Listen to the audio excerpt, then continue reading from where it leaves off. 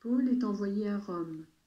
Lorsqu'il fut décidé que nous partirions en bateau pour l'Italie, on remit Paul et quelques autres prisonniers à un officier appelé Julius, du bataillon romain, dit bataillon de l'empereur. Nous avons embarqué sur un bateau d'Adramite, qui devait se diriger vers les ports de la province d'Asie, et nous sommes partis.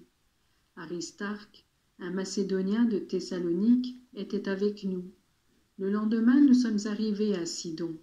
Julius, qui traitait Paul avec bienveillance, lui permit d'aller voir ses amis pour recevoir ce dont il avait besoin. Après être repartis de là, nous avons passé le long de la côte abritée de l'île de Chypre, car les vents soufflaient contre nous. Nous avons traversé la mer près de la Cilicie et de la Pamphylie, et nous sommes arrivés à Myra, en Lycie. Là, l'officier trouva un bateau d'Alexandrie qui se rendait en Italie et nous y fit embarquer.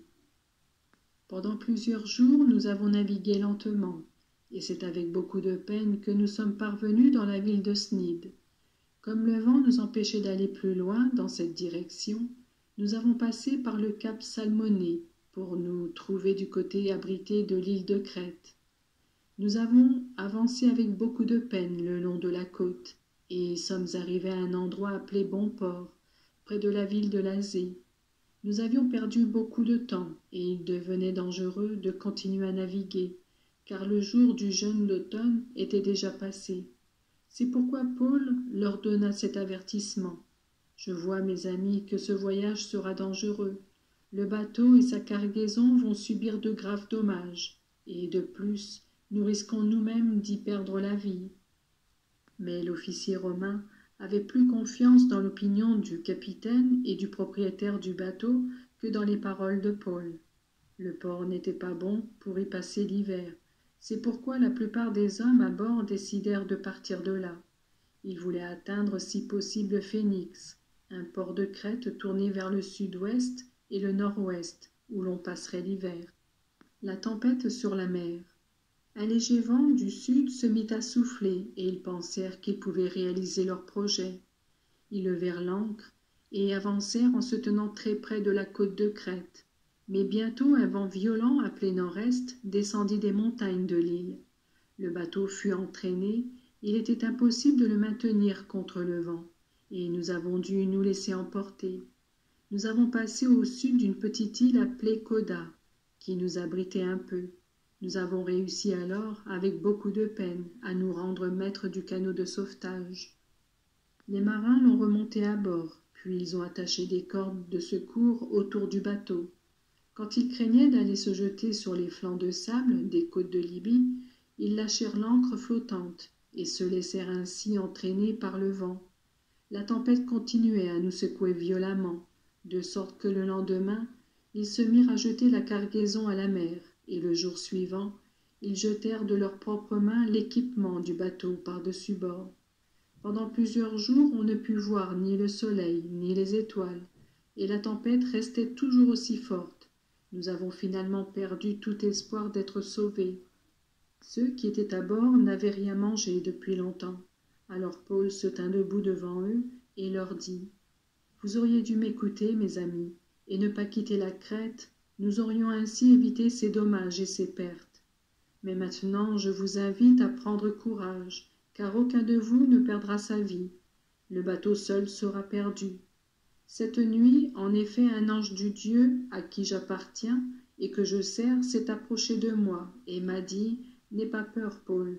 Il faut que tu te présentes devant l'empereur, et Dieu, dans sa bonté pour toi, t'accorde la vie de tous ceux qui naviguent avec toi.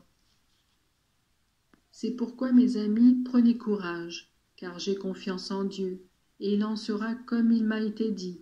Mais nous devons être jetés sur la côte du Nil. » C'était la 14e nuit, et la tempête nous emportait toujours sur la mer Méditerranée.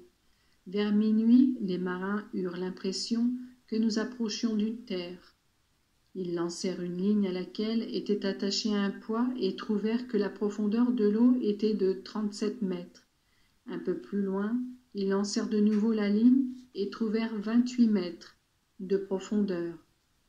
Ils craignaient que notre bateau ne heurte des rochers, c'est pourquoi ils jetèrent 4 ancres à l'arrière et attendirent avec impatience la venue du jour. Les marins cherchaient à s'échapper du navire. Ils firent descendre à l'eau le canot de sauvetage et prétendirent qu'ils allaient fixer des ancres à l'avant du bateau. Mais Paul dit à l'officier romain et aux soldats, « Si ces gens ne restent pas sur le bateau, vous ne pouvez pas être sauvés. » Alors les soldats coupèrent les cordes qui retenaient le canot et le laissèrent aller. Un moment avant que le jour vienne, Paul les invita tous à prendre de la nourriture en disant « Voici aujourd'hui 14 jours que vous attendez et que vous restez sans rien manger. Je vous invite donc à prendre de la nourriture, car vous en avez besoin pour être sauvés. Aucun de vous ne perdra même un cheveu de sa tête. » Après avoir dit ces mots, Paul prit du pain et remercia Dieu devant tous. Puis il le rompit et se mit à manger. Tous reprirent alors courage et mangèrent aussi. Nous étions sur le bateau 276 personnes en tout. Quand ils eurent assez mangé, ils jetèrent le blé à la mer pour alléger le bateau. Le naufrage. Lorsque le jour parut, les marins ne reconnurent pas la terre, mais ils aperçurent une baie avec une plage et décidèrent d'y faire aborder le bateau si possible. Ils détachèrent les ancres et les laissèrent dans la mer. Ils délièrent en même temps les cordes des rames qui servaient de gouvernail. Puis ils mirent une voile à l'avant du bateau pour que le vent le pousse, et ils se dirigèrent vers la plage. Mais ils arrivèrent contre un banc de sable entre deux courants, où le bateau resta pris. La partie avant du bateau était enfoncée dans le sable et ne pouvait pas bouger, tandis que la partie arrière était brisée par la violence des vagues. Les soldats voulaient tuer les prisonniers, afin qu'aucun d'eux ne s'échappe en nageant, mais l'officier romain, qui désirait sauver Paul, les empêcha d'exécuter leur projet. Il ordonna à ceux qui savaient nager de sauter à l'eau les premiers pour aller à terre. Les autres devaient les suivre en se tenant à des planches ou à des débris du bateau. Et c'est ainsi que tous parvinrent à terre sains et saufs.